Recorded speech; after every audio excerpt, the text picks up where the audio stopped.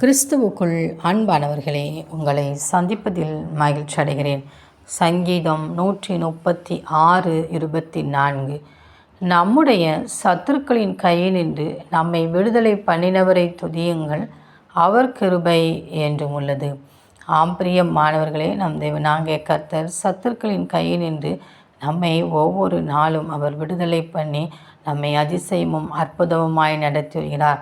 அவருடைய அற்புதத்திற்கும் அதிசயத்திற்கும் அளவே இல்லை.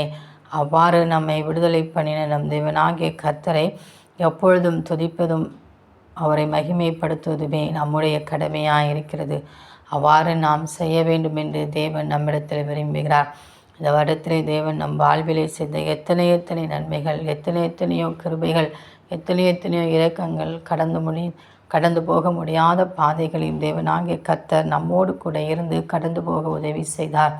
எல்லா காரியத்தை நினைத்து ஒவ்வொன்றாய் நினைத்து நாம் தேவனை துதிக்க தேவனுடைய அபிஷேகம் நம்மை நிரப்பும். அந்த அபிஷேகம் நம்மை சரியாய் வழி நடத்தும்.